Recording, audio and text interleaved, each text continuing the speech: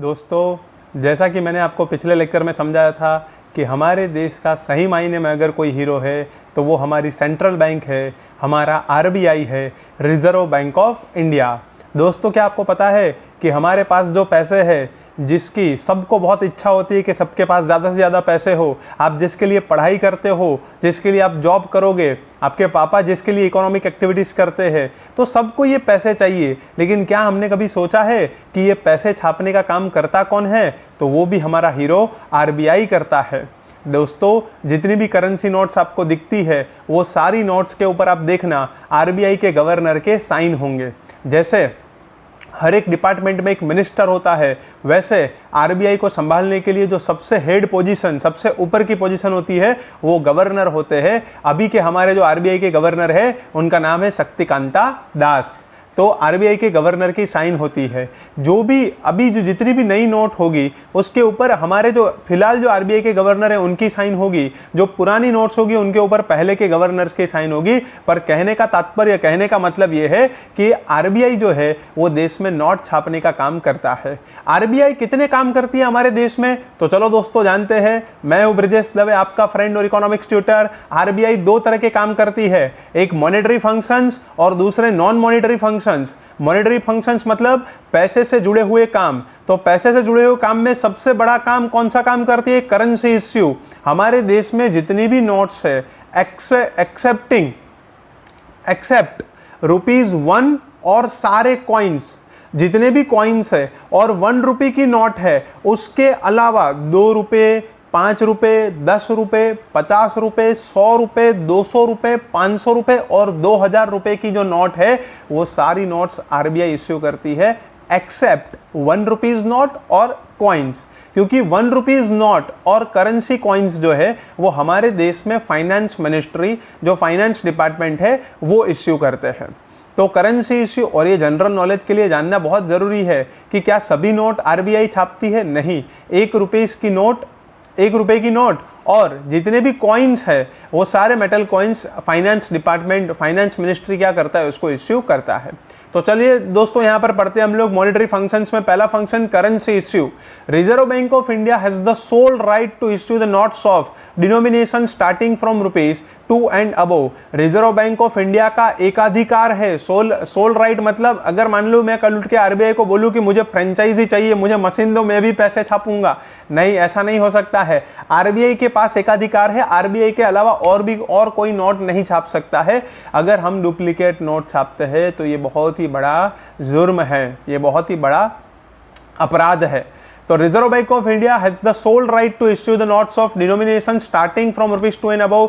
₹2 या ₹2 से ज्यादा की जितनी भी नोट्स है वो आरबीआई इश्यू करती है। Currency note of ₹1 and all currency coins are issued by the finance ministry of government of India, but the distribution of ₹1 notes and currency coins is done by the RBI as an agent of the government of India। लेकिन ये जो ₹1 की note है और जितने भी coins है, वो इश्यू तो गवर्नमेंट करती है, फाइनेंस मिनिस्ट्री करती है, लेकिन उसको पूरे देश में डिस्ट्रीब्यूट करने का काम तो आरबीआई ही करती है, क्योंकि आरबीआई गवर्नमेंट की एजेंट है। एज एन एजेंट के तौर पर काम करती है, गवर्नमेंट को बहुत ही मदद करती है और हमारे देश के हित के लिए काम करती है। दूसरा क्या काम है दोस्तों? तो दूसरा, जैसे मैंने बोला कि गवर्नमेंट की बैंक है, गवर्नमेंट को जितने भी पैसे चाहिए है, या तो गवर्नमेंट को जो पैसे रखने हैं अपने, वो सब कहां पर रखेंगे, कभी ये सोचा है? तो वो रखते हैं आरबीआई के पास, और जब भी पैसे चाहिए तो आरबीआई उनको मदद करती है, क्योंकि जो आरबीआई है वो गवर्नमेंट का पूरा अकाउंट संभालती है। और आरबीआई जो है वो गवर्नमेंट को क्या करती है? एडवाइस भी देती है, सजेशन भी देती है, और एज अ उनके एजेंट के तौर पर भी काम करते हैं। तो second, banker to the government. The RBI is a banker, adviser and agent of the central government and of all state government. जो केंद्र सरकार है और जितनी भी राज्य सरकार है, सभी की जो बैंकर है वो आरबीआई है। सभी गवर्नमेंट का अकाउंट आरबीआई में होता है, आरबीआई उनका अकाउंट संभालती है। It manages government bonds, government accounts, currency coins and notes of ₹1 and also provide loans to the government. ये गवर्नमेंट के बॉन्ड संभालती है, जब भी इश्यू करने हो या वापस रिडीम करने हो। गवर्नमेंट के अकाउंट संभालती है, जितने भी कॉइन्स है और ₹1 की नोट है जो फाइनेंस डिपार्टमेंट इश्यू करते हैं उसको डिस्ट्रीब्यूट कर देते हैं, और गवर्नमेंट को लोन भी देते हैं जरूरत पड़ने पर। तो ये बैंकर टू द गवर्नमेंट है, ये उसका सेकंड फंक्शन है।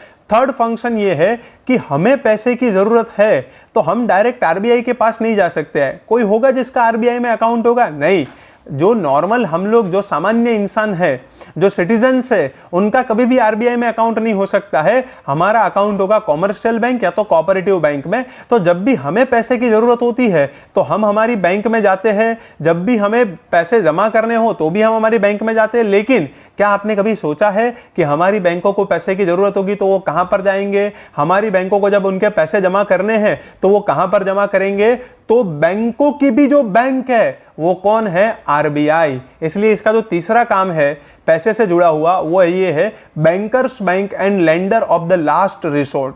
बैंकों की भी बैंक है और बैंकों के अंतिम सहायक के तौर पर कार्य करता है। हमारे देश में किसी भी बैंकों को, जो शेड्यूल्ड बैंक है, जो आरबीआई के कानून के हिसाब से जिसकी स्थापना हुई है, आरबीआई ने ही जिसको लाइसेंस दिया है, तो हमारे देश में ऐसी कोई भी बैंक है, और सारी बैंक्स शेड्यूल्ड बैंक्स होती है ज्यादातर, और आरबीआई से लाइसेंस लिया होता है, नहीं तो बैंक स्टार्ट ही नहीं कर सकते। अगर आप या मैं चाहे कि हम लोग बैंक स्टार्ट कर दे तो नहीं कर सकते हम लोग। आरबीआई के लाइसेंस के बिना बैंक स्टार्ट नहीं हो सकती है।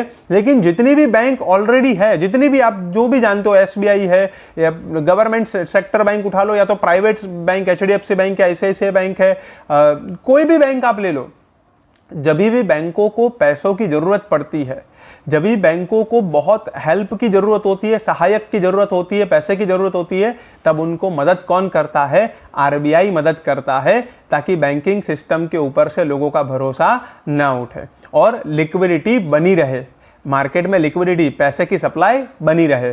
तो बैंकों की भी बैंक और बैंकों के अंतिम सहायक के तौर पर कार्य कौन करती है? आरबीआई।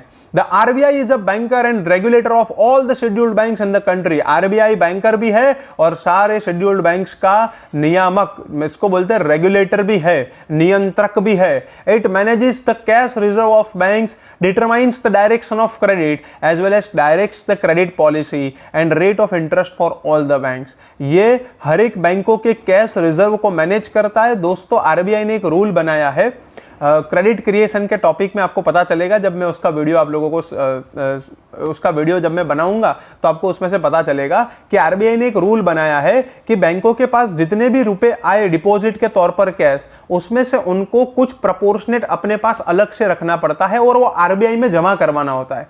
हर एक बैंक को ये करना पड़ता है। फिर से बोल रहा हूं, according to the rule of RBI, each of the bank have to keep certain proportion of cash in the form of reserves which is called cash reserve ratio। और ये कैश रिजर्व रेशियो कौन संभालती है? RBI संभालती है। अब आप बोलोगे सर ऐसा क्यों बैंकों को आरबीआई के पास पैसे जमा करने होते हैं? ताकि फ्यूचर में कभी भी कैश की कोई किल्लत हो, कभी भी लिक्विडिटी की जरूरत हो, कोई भी बैंक उठ ना जाए, ज्यादा डिफॉल्ट ना करे बैंक। बैंकों की सेफ्टी के लिए क्या करती है आरबीआई? थोड़ा रिजर्व क्या रख लेती है? अपने पास रख लेती है बैंकों की सेफ्टी के लिए। सो क्या लिखा है यहां पर? It manages the cash reserves of banks. बैंकों के कैश रिजर्व को मैनेज करता है RBI. Determines the direction of credit, क्या पैसे की सप्लाई को बढ़ाना है या कम करना है, ये जो दिशा है क्रेडिट की उसको तय करता है। As well as directs the credit policy, हमारे देश की मॉनेटरी पॉलिसी, जिसको क्रेडिट पॉलिसी भी कहा जाता है, मॉनेटरी पॉलिसी बनाता है।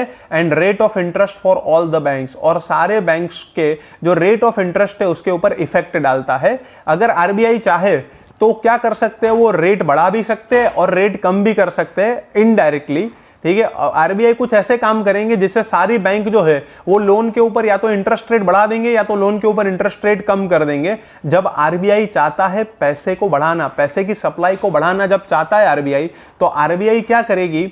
जो इंटरेस्ट रेट, जो बैंक से वो इंटरेस्ट ले रही है वो कम कर देंगे, तो बैंक भी हमसे इंटरेस्ट लोन के ऊपर जो इंटरेस्ट है वो हमसे कम लेंगे। दोस्तों, क्रेडिट क्रिएशन में मैं आपको डिटेल में समझाऊंगा, क्योंकि यहां पर आपको ये डिटेल में समझ में नहीं आएगा। लेकिन इतना समझो कि जो bank rate of interest decide करती है ना, उसके ऊपर इफेक्ट कौन डाल सकता है? RBI. It is also the lender of last resort for the scheduled banks in case of emergency। कभी भी आपातकालीन स्थिति में, आपातकालीन परिस्थिति में, इमरजेंसी की स्थिति में ये अंतिम सहायक के तौर पर कार्य करता है। और मैंने बोला था हीरो है ये। जब भी प्रॉब्लम होगा किसी भी बैंक को, देश में कोई भी प्रॉब्लम होगा, तो ये हीरो सामने आएगा और उस प्रॉब्लम को सॉल्व करेगा। इसलिए लिखा है lender of the last resort. Fourth है क्रेडिट कंट्रोल। दोस्तों क्रेडिट क्रिएशन समझना जरूरी है क्रेडिट कंट्रोल के लिए, लेकिन फिर भी मैं यहाँ पर बोल रहा हूँ, हमारे देश में पैसे की सप्लाई बढ़ाने के लिए और पैसे की सप्लाई को कम करने के लिए, हमारे देश में पैसे की सप्लाई को बढ़ाने के लिए और पैसे की सप्लाई को कम करने के लिए आरबीआई उसके ऊपर कंट्रोल रखती है। जब भी पैसे की सप्लाई को बढ़ाना हो तो आरबीआई कुछ ऐसा काम करेगी जिससे देश में जो इंटरेस्ट रेट है लोन के ऊपर वो कम हो जाए। अब लोन के ऊपर इंटरेस्ट रेट कम हो जाएगा तो लोग ज्यादा लोन लेंगे, और अगर लोग ज्यादा लोन लेंगे तो पैसे की सप्लाई क्या हो जाएगी, बढ़ जाएगी। वैसे ही जब इन्फ्लेशन होगा, जब महंगाई होगी, लोगों के पास बहुत ज्यादा पैसे होंगे, तो आरबीआई कुछ ऐसा काम करेगी, मॉनेटरी पॉलिसी के थ्रू आरबीआई कुछ ऐसा करेगी जिससे रेट ऑफ इंटरेस्ट बढ़ जाए। मतलब अगर हम लोन लेने जाए तो रेट ऑफ इंटरेस्ट क्या हो, ज्यादा इंटरेस्ट पे लोन मिले, तो इससे क्या होगा, लोग लोन लेना कम कर देंगे, तो इससे देश में पैसे की सप्लाई क्या हो जाएगी, कम हो जाएगी। इनडायरेक्टली आरबीआई ये कदम उठाता है जिससे देश में पैसे की सप्लाई जब चाहे तब वो बढ़ा सकते हैं और जब चाहे तब वो कम कर सकते हैं, लेकिन जब चाहे तब वो नहीं करते हैं।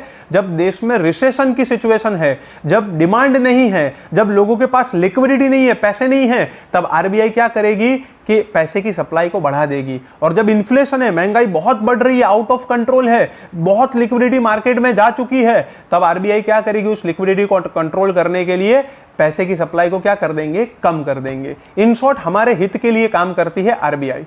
The RBI controls the process of credit creation and money supply in the economy with the help of various tools of monetary policy। RBI अलग अलग जो टूल्स है उसके पास मॉनेटरी पॉलिसी के, उसके जरिए वो क्रेडिट क्रिएशन और मनी सप्लाई को क्या करती है, इकोनॉमी में कंट्रोल करती है। जब चाहे तब वो मनी सप्लाई बढ़ा सकते हैं इस टूल्स के थ्रू, और जब उनको लगता है देश के हित के लिए तब वो पैसे की सप्लाई को कम भी कर सकते हैं। यह है क्रेडिट कंट्रोल। क्रेडिट क्रिएशन का टॉपिक मैं आपको डिटेल में बहुत अच्छे से समझाऊंगा, ठीक है, जिससे आपको ये टॉपिक समझ में आए। और अब आने वाला टॉपिक है वो मॉनेटरी पॉलिसी ही है। इसके बाद एक है नॉन मॉनेटरी फंक्शन है आरबीआई के, और उसके बाद मॉनेटरी पॉलिसी है, वो भी समझना बहुत जरूरी है और प्रैक्टिकल है, ठीक है। आरबीआई मॉनेटरी पॉलिसी इश्यू करती है देश में जिससे इफेक्ट होता है हमारे ऊपर, तो ये समझना बहुत जरूरी है कि इसका इफेक्ट क्या होता है हमारे ऊपर, पूरी देश की इकोनॉमी के ऊपर क्या इफेक्ट होता है उसका।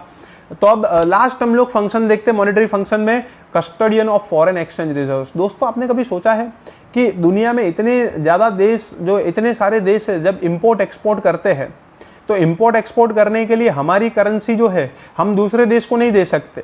हम जिस देश से इंपोर्ट कर रहे हैं अगर हम रुपीस देंगे, उनके देश में तो रुपीस चलेगा ही नहीं। तो हमें क्या करना पड़ेगा, हमारे पास दो ऑप्शन है, दुनिया के किसी भी देश के पास दो ऑप्शन है, क्योंकि इंटरनेशनल करेंसी डॉलर है। अब मान लो कि हम लोग किसी भी देश से सामान मंगवा रहे हैं, फॉर एग्जांपल मान लो कि हम किसी भी देश से, जैसे मान लो कि हम जापान से सामान मंगवा रहे हैं। अब जापान से सामान मंगवा रहे हैं तो हम उनको रुपीस देंगे तो चलेगा ही नहीं, तो या तो हमें जापान की करेंसी में पैसे देने पड़ेंगे, या तो हमारे पास दूसरा ऑप्शन ये है कि हम इंटरनेशनल करेंसी जो है यूएस डॉलर में भी पेमेंट कर सकते हैं। लेकिन उसके लिए हमारे पास अलग अलग देशों की करेंसी होनी चाहिए, हमारे पास अलग अलग देशों का फॉरेन एक्सचेंज रिजर्व होना चाहिए। तो ये हमारे पास होता है, कैसे होता है दोस्तों, कि जो दूसरे देशों की जो कंपनियां हैं और दूसरे देशों के जो इन्वेस्टर है, जब वो इंडिया में इन्वेस्टमेंट करते हैं तो वो डॉलर्स लेके आते हैं, येन लेके आते हैं, मतलब दूसरे देशों की करेंसी वो यहाँ पर लेके आते हैं। तो वो जब इन्वेस्टमेंट करते हैं इंडिया में, या तो अपनी जो फैक्ट्री स्टार्ट करते हैं, अपना प्रोडक्शन करते हैं। अब जो इन्वेस्टर, देखो दोस्तों इसमें दो तरह का इन्वेस्टमेंट होता है। जब कोई भी बाहर के देश का इन्वेस्टर यहाँ पर आकर फैक्टर्स ऑफ प्रोडक्शन परचेस करके अपनी कंपनी स्टार्ट करता है, जैसे कि नेस्ले है, जैसे कि मोरिस गराज है, जो अभी नई कंपनी, कार बनाने वाली कंपनी स्टार्ट हुई है, ठीक है, बहुत सारी कंपनियां, जैसे हिंदुस्तान यूनिलीवर है। तो ये सब जो इन्वेस्टमेंट कर रहे हैं वो यहाँ पर प्रोडक्शन करके सामान बेचने के लिए इन्वेस्टमेंट कर रहे हैं, उसको बोलते हैं एफडीआई, फॉरेन डायरेक्ट इन्वेस्टमेंट। और दूसरे जो इन्वेस्टर्स होते हैं वो देश में प्रोडक्शन करने के लिए नहीं आते हैं, वो देश के मनी मार्केट और कैपिटल मार्केट में इन्वेस्टमेंट करने के लिए आते हैं, स्टॉक मार्केट में, ठीक है, फिर बॉन्ड परचेस करने के लिए आते हैं। तो उसको बोलते हैं एफआईआई, फॉरेन इंस्टीट्यूशनल इन्वेस्टमेंट। तो ये दोनों ही जो इन्वेस्टर है, एफडीआई हो या एफआईआई हो, लेकिन हमारे पास फॉरेन इन्वेस्टमेंट आएगा और इससे हमें दूसरे देशों की करेंसी मिलेगी। फिर हम लोग जो एक्सपोर्ट करते हैं उस एक्सपोर्ट का भी जब हमें पैसा मिलता है तो उससे भी हमारा फॉरेन एक्सचेंज रिजर्व बढ़ेगा। लेकिन क्या कभी आपने सोचा है कि ये जो भी फॉरेन एक्सचेंज रिजर्व है, अलग अलग देशों की करेंसी जो हमारे पास होती है, उसको संभालता कौन है? हमारे देश में जो अलग अलग देशों की, इंग्लैंड का जैसे पाउंड है, हमारे पास जब पाउंड आते हैं, हमारे पास डॉलर्स आते हैं, हमारे पास येन आते हैं, तो ये सारी करेंसी, ये सारा रिजर्व जो है वो कौन संभालता है? तो ये सारा रिजर्व संभालता है आरबीआई। और मान लो कि मैं इंपोर्ट करता हूँ या तो एक्सपोर्ट करता हूँ, तो मुझे फॉरेन एक्सचेंज एक्टिविटी मुझे करनी पड़ेगी।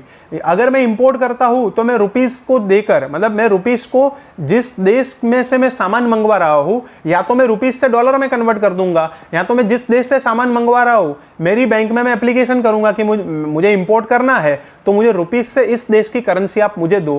तो वो बैंक क्या करेंगे? आरबीआई से वो एप्लीकेशन, आरबीआई को एप्लीकेशन करेंगे, और आरबीआई जब इश्यू करेगी, आरबीआई जब अप्रूव करेगी, तो ही मुझे उस देश की करेंसी मिलेगी, नहीं तो नहीं मिलेगी। क्योंकि हमारे देश में फॉरेन एक्सचेंज रिजर्व जो है उसकी कस्टडी किसके पास होती है? उसकी कस्टडी होती है आरबीआई के पास। That's why the fifth function of RBI is custodian of foreign exchange reserves. The RBI has the responsibility of maintaining the value of rupee or vice other currencies under the fixed exchange rate regime.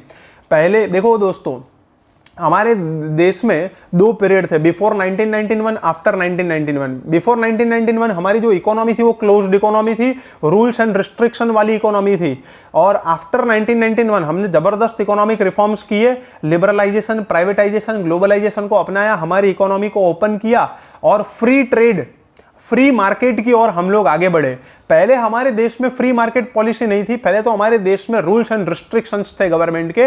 तो before 1991 जो rupees की value decide होती थी दूसरे currency के सामने, जिसको हम एक्सचेंज रेट बोलते हैं, वो गवर्नमेंट डिसाइड करती थी। और गवर्नमेंट के बिहाफ में कौन डिसाइड करता था? आरबीआई, जिसको बोलते हैं फिक्स्ड एक्सचेंज रेट। आफ्टर 1991 ये सिस्टम चेंज हो गई। आफ्टर 1991 क्या हुआ कि फ्री मार्केट किसको बोलते हैं? कि जिसमें सबसे ज्यादा इंपॉर्टेंस होता है डिमांड एंड सप्लाई का। तो अगर हमारे देश की करेंसी डिमांड और सप्लाई के थ्रू डिसाइड होती है तो उसको हम बोलते हैं फ्री एक्सचेंज रेट।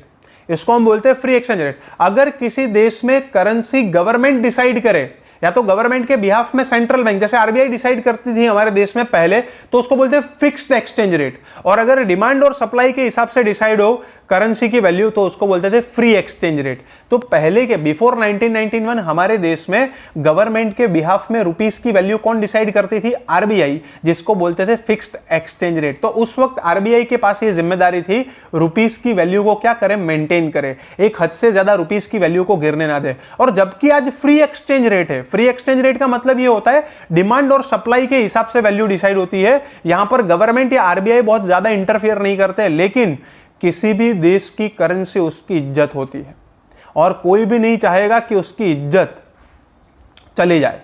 तो इसके लिए हम भी ऐसा नहीं चाहेंगे कि इंडिया की इज्जत, ठीक है, हम सब लोग इंडियन है, हम सब लोग चाहते हैं कि हमारी करेंसी की वैल्यू एक हद से ज्यादा ना गिरे। तो आरबीआई आज फ्री एक्सचेंज रेट में भी, फ्री एक्सचेंज रेट का जो सिस्टम है उसमें भी आरबीआई जब हमारी करेंसी की वैल्यू जो है वो एक हद से ज्यादा जब कम हो जाती है तो आरबीआई इंटरफियर करते हैं। और उस मतलब बहुत ज्यादा इंटरफियर नहीं करते पहले जैसा, लेकिन आरबीआई ओपन मार्केट में कुछ ऐसा करते हैं कि जिससे क्या है हमारी करेंसी की वैल्यू वापस बढ़ जाए और वो मेंटेन हो, और एक हद से ज्यादा ना गिरे, क्योंकि हर एक देश की करेंसी उसकी इज्जत होती है।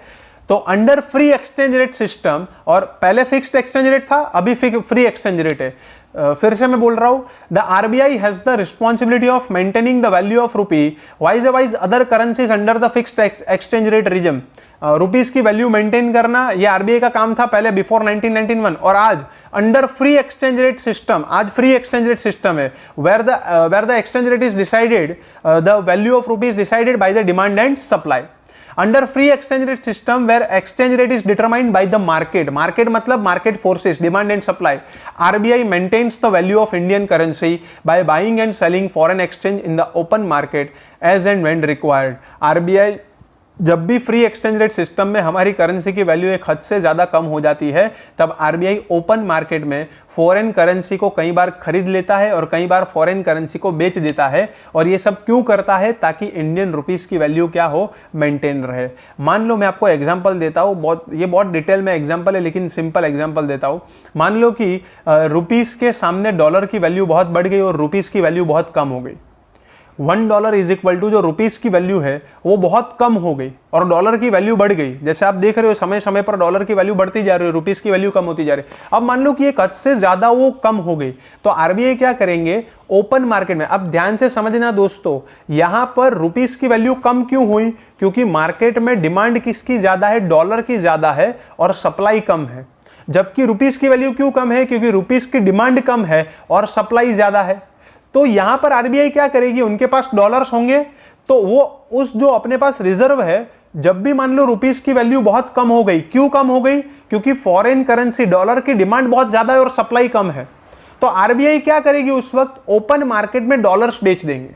अब जैसे डॉलर बेच दिए, क्योंकि डॉलर की सप्लाई कम थी इसलिए प्राइस बढ़ रहे थे, तो डॉलर बेच दिए तो डॉलर की सप्लाई बढ़ गई, तो इसकी वजह से क्या होगा, डॉलर की प्राइस कम हो जाएगी, रुपीस की प्राइस क्या हो जाएगी, बढ़ जाएगी। तो ओपन मार्केट में क्या करते हैं ये लोग, जब भी रुपीस की वैल्यू मेंटेन करना हो तो ओपन मार्केट में जो फॉरेन करेंसी है उसको क्या करते हैं, कई बार बाइंग और सेलिंग करते हैं जब भी जरूरत होती है तब। The RBI is also the custodian of India's reserves of foreign currencies. It also administers foreign exchange reserves by checking the inflow और outflow of foreign exchange.